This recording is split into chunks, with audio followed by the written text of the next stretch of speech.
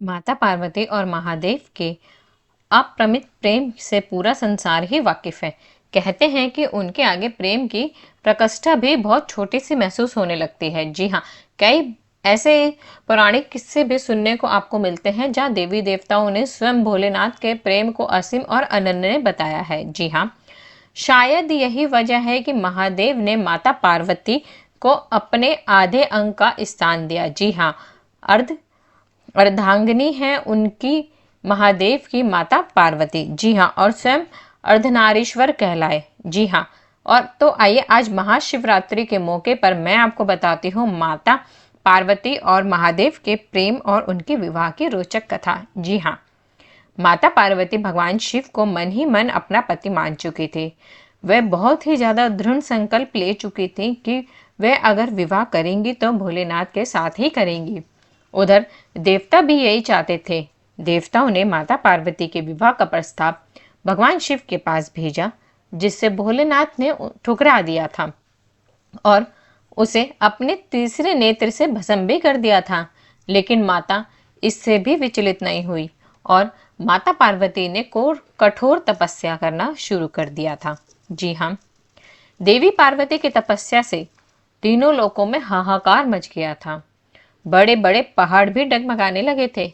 देवता भी मदद के लिए भगवान शिव के पास पहुंचे। भोले बाबा भी पार्वती के तप से बहुत ज्यादा प्रसन्न हुए थे और उन्हें दर्शन देके कहा कि वे किसी राजकुमार से विवाह कर ले।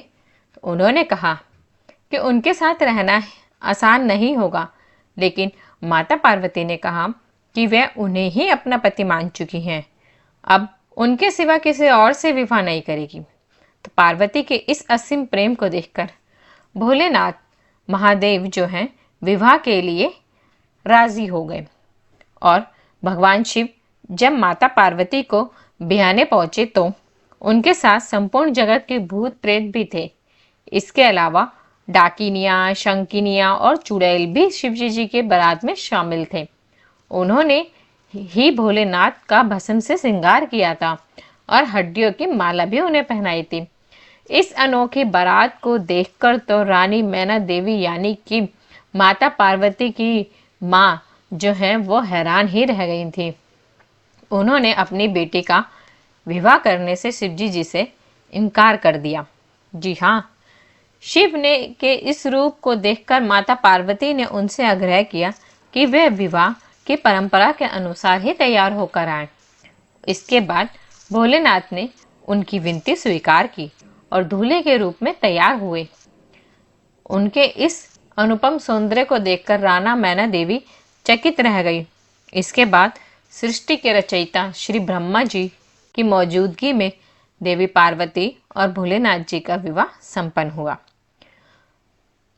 पौराणिक कथाओं के अनुसार शिव पार्वती के विवाह की ये तिथि ही महाशिवरात्रि कहलाई और महाशिवरात्रि का व्रत करने से भक्तों को जो है मनोवांछित फल की प्राप्ति होती है और शिवजी जी के साथ साथ माता पार्वती का भी आशीर्वाद मिलता है। कुंवारी कन्याओं को मनचाहा वर मिलता है। इसके लिए वृंदान जन बताते हैं कि कुंवारी कन्याओं को इस दिन नित्य क्रम से निवृत्त होकर व्रत करना चाहिए। इसके बाद किसी भी ऐसे शिव मंदिर में जाइए जहां पर शिव पार्वती एक साथ विराजते हों।